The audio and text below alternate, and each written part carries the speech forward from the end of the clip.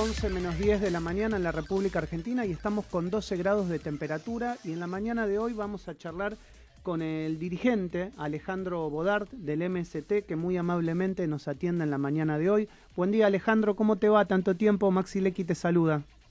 Muy bien, Maxi, un gusto estar con vos. Bueno, muchas gracias por dejarnos conversar contigo en la mañana de hoy. Bueno, te queríamos preguntar varias cosas. La primera es cómo ves la situación económica y social de la Argentina en esta crisis que está atravesando no solamente el país, sino el mundo, consecuencia de la pandemia. Y mira, la situación es mala para los trabajadores y los sectores populares, esencialmente, porque hay un pequeño sector, el 1%, que sigue ganando plata y está mejor que nunca. Pero para las mayorías populares muy mala, muy mala. Recordá que los últimos datos del INDEC dieron que tenemos un 43-44% de la población debajo de los índices de pobreza. Y 6 de cada 10 niños son pobres en nuestro país, ¿no? Estamos hablando de niños desde que nacen hasta los 14 años, entonces la situación es tremenda. Es similar, por ejemplo, a la situación de Colombia. ¿Vos viste lo que está pasando en Colombia? Que precisamente hay una rebelión por esa situación. Bueno, nosotros estamos muy parecidos. El salario mínimo que se acaba de discutir hace que hoy sea de 23.000 pesos, o sea, cuando hacen falta 60.000 para no ser pobres. Así que la mayoría de los trabajadores son pobres en nuestro país. O sea, yo creo que es catastrófica la situación económica. Evidentemente la pandemia ha agudizado la situación, pero estamos muy mal. Y Alejandro, lo que vos decís lo comparto, inclusive uno habla con los datos del sector formal, pero también está el sector informal, con lo cual me imagino que si pega en la profundidad de la clase media por estar formal, me imagino en el informal. O sea, los números deben ser mucho más graves. Pero cuando uno piensa, ¿no?, cómo salir hacia adelante con todo esto que nos pasa, ¿cómo salís? Porque en definitiva el gobierno habla de redistribución, pone más dinero en los sectores más desprotegidos, pero el sector formal e informal del trabajo no recibe o no le llegan esas ayudas. Entonces tenés como una gran olla a presión, por un lado, tal vez contenida respecto al hambre, pero no contenida respecto a llegar a fin de mes al trabajo y a los datos que vos nos estás dando. O sea, hay como una olla a presión. Sí, yo creo que la situación, si vos te fijas, incluso en el propio gobierno empieza a haber muchos debates internos, porque la presión social está afectando de manera grave a todos los sectores que de una manera u otra le han dado el triunfo al gobierno. Hay un debate, por ejemplo, por todas las organizaciones sociales, porque no está llegando la comida a los comedores. Las ayudas que se están dando son muy mínimas. Estamos hablando de ayudas que van de los 8.000 a los 12.000 pesos, o sea que alcanza para llevar un plato de comida, pero no para alimentar realmente y como se merece a la población. Y como vos decís, el trabajador es pobre, o sea, el que trabaja es pobre. O sea, una enfermera, un docente, o sea, viven por debajo de los niveles de pobreza y condenados a trabajar en 2 o 3 lugares. Yo creo que, mira, o sea, yo creo que acá hay un problema. O sea, el 1% de la población acumula riquezas casi similares al 99% restante, porque no hay una verdadera distribución de la riqueza. Se dice que no hay plata, por ejemplo, para poner de nuevo un IFE, o sea, ayudas que se dieron en la primera parte de la pandemia. Nosotros creemos que no hay plata, pero se acumula en pocas manos. Hay empresas, hay empresarios que están ganando fortunas, incluso muchos lucran con la pandemia, los bancos siguen ganando. Nosotros creemos que hay que discutir sacar la plata de los que más tienen para garantizarle ingresos mínimos y sustentables al conjunto de la población. Entonces no hay voluntad política.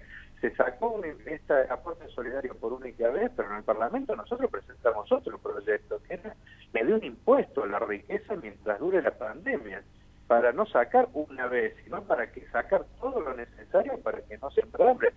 Es inmoral que haya gente que tiene fortuna de más de $1.000 millones y 6 de cada 10 chicos no coman lo suficiente por día. O sea, el gobierno, ahora Fernández está dando una gira por toda Europa para pedir ayuda con el fondo, pero no para no pagar, sino para ver cómo hace para pagar lo que puede pagar. Nosotros creemos que no hay que pagar un peso en esta situación. Incluso se habla de que van a hacer un aporte para mostrar buena voluntad mientras negocian de cerca de 2.500 millones de dólares. O sea, cuando acá se muere la gente de hambre.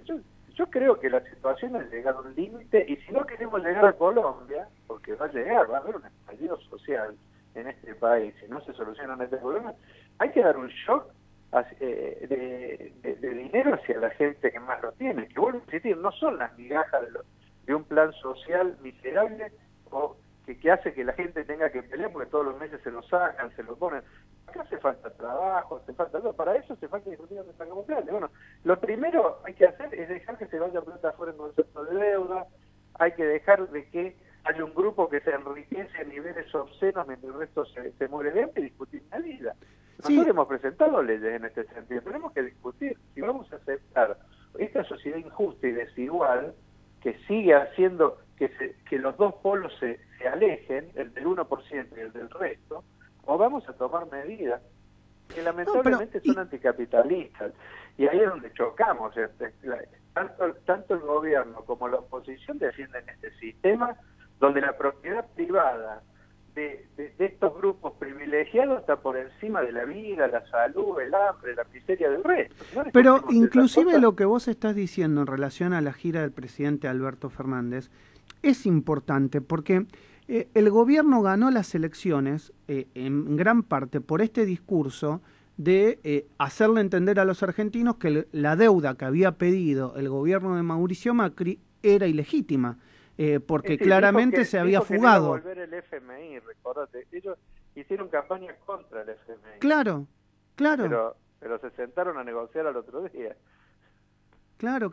Por eso me parece importante esto que estás diciendo, ¿no? Porque desde la dialéctica, bueno, sí, el FMI nos otorgó mal el crédito, que la termine pagando Macri, hagámosle juicio a Macri y a todos los que nos endeudaron, pero esas causas no avanzan, ni sé si el gobierno presentó alguna. No presentó ninguna, claro. O sea, él hizo campaña diciendo que era un fraude toda la deuda y la siguió pagando. Claro. Acordó con los bonistas privados, y ahora está acordando con el FMI para pagar esa deuda. No hizo nada contra los que fugaron, porque esa plata se fugó, los 50.000 millones de dólares con los que nos enfermó Macri, entró por un lado y salió por otro, porque es casi equivalente a la fuga de capitales. Y es fácil saber dónde están las capitales, porque no estamos hablando de gente desconocida por el gobierno. El problema es que no se tocan intereses, porque si vas hasta el fondo del debate, muchos de los que fugan capitales, después aparecen aportando en las campañas electorales del propio gobierno y de la oposición. Entonces, el problema, yo creo que es un problema serio porque los países, vos recordás que acá hubo estallidos sociales en Chile, y hubo estallidos sociales en Ecuador, hace un par de meses en Paraguay, en Perú, en Bolivia. O sea, no sé, estamos trabajando para que haya también en Argentina, porque los planes son los mismos que se están aplicando. O sea, es seguirle sacando al que menos tiene y no tocar los intereses de los que más tienen, porque ese aporte solidario, que de solidario no tiene nada, porque todos querían ver cómo zafaban, es mínimo con relación a lo que se necesita. Y si seguimos pagando deuda, bueno, es cantado, yo te lo digo, o sea, no soy orangel, pero te voy a decir, acá vamos a un estallido social porque la gente está llegando al límite, ya al límite. ¿Vos lo ves eso en las barriadas, los ves en los lugares que vos habitualmente sé que recorres? Hay una bronca que se está acumulando que es tremenda. Por eso te digo, llega casi hasta las organizaciones sociales del oficialismo. Si vos te fijás los últimos días, este hombre Grabó y Pérsico, ¿por qué salen a decir que es insuficiente todo lo que se está haciendo? Porque no está llegando la comida que se necesita. Cada vez más gente va a los comedores y no tiene que comer, ¿me entendés? Los planes sociales no alcanzan. O sea, ahí se está generando una situación. Y ojo, y los trabajadores formales, o sea, hoy están los choferes cortando, ¿me entendés? Las cosas porque quieren salario, quieren vacuna. Mañana se van a manifestar todo el sector salud, es el día de la enfermería, porque cobran salario miserable, hablan de la primera línea, no los reconocen como profesionales. O sea, acá hay una olla a presión que va a explotar, porque no hay respuestas acorde a la situación de catástrofe social que vive la mayoría de la población.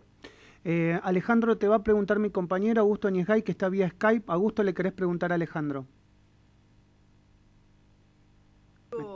Quiero consultarte justamente por uno de los temas que está en boca de todos en el último tiempo con el tema de la vacunación, la pandemia y demás. Mauricio Macri había dicho que no se iba a aplicar la vacuna hasta que el último efector de salud esté vacunado. Sin embargo, se fue a Estados Unidos y se le aplicó. Hay gente que lo ve bien porque liberó una vacuna en la Argentina. Hay gente que lo ve mal porque no cumplió con su palabra y porque se fue a Estados Unidos a aplicarla.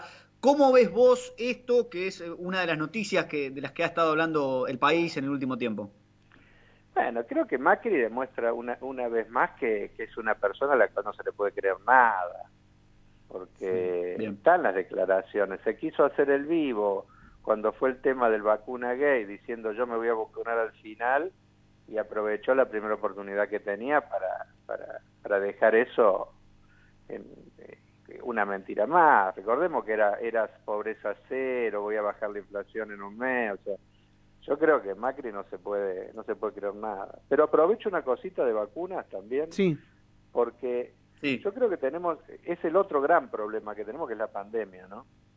Y otra cosa ridícula que nos pasa a nosotros como país, que muestra que somos un país que ni siquiera somos soberanos, es que acá ya se han producido cerca de 70 millones de vacunas en nuestro país, 70 millones, o sea que hubiera permitido casi vacunar al conjunto de las poblaciones de riesgo en el país.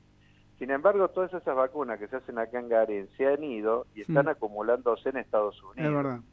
Una barbaridad por varias cosas. Primero porque esas vacunas se hicieron con plata argentina, porque el Estado adelantó el dinero, compró 22 millones, les pagó, con esa plata que pagó el Estado se hicieron las vacunas, y en vez de venir acá están acumulándose en Estados Unidos, que ya tiene para vacunar 5 veces a su población, y por eso las regala la vacuna cuando vas para allá.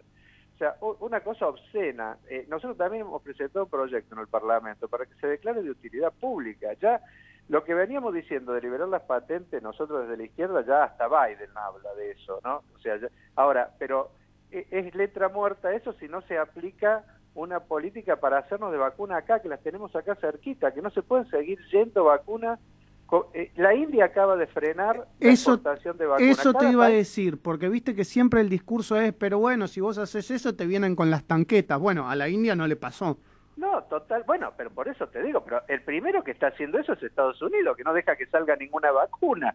O sea, Europa, o sea, todos los países están tomando medidas para proteger a su población. Ojo, yo creo que habría que liberar las patentes, que tendrían que ponerse todo para producir, y en un mes podríamos producir vacuna para todo el mundo. Habla también del sistema desigual, donde los países ricos los países pobres tienen que mendigar, es un negocio, pero acá en Argentina podríamos abastecer a nuestra población y a los países vecinos que tienen tanto o más problemas con los nuestros, si tomáramos una medida soberana. Si nosotros las pagamos a la vacuna, si hicieron, ¿cómo puede ser que se vayan afuera? O sea, esas son las contradicciones del gobierno, porque el gobierno es amigo del dueño del laboratorio, esa es la esencia, es aportante de las campañas del Frente por la Victoria, Sigman, y se prioriza la ganancia por sobre la vida de la gente. Alejandro, como siempre, te agradezco por estos minutos con mi programa. Sé que obviamente estás reclamando permanentemente en las calles junto a la gente, y me parecía importante tener tu opinión de qué es lo que vos vas sintiendo, porque tenés el timing de la calle. Y la verdad que muchas veces a mí me da la sensación que los medios van por otro lado. Que no necesariamente reflejan lo que le pasa a la sociedad, en este caso a la clase media, que son a los trabajadores, de lo cual conversamos, pero también a los que más necesitan, y está claro que lo acabas de describir correctamente. Te mando un gran abrazo y, como siempre, espero verte pronto. Bueno, un abrazo grande, Maxi, un gusto estar con vos, como siempre. Un gran abrazo. Charlamos con el dirigente social Alejandro Bodart, político que además es líder del MST en la República Argentina, en la mañana de Radio Sónica.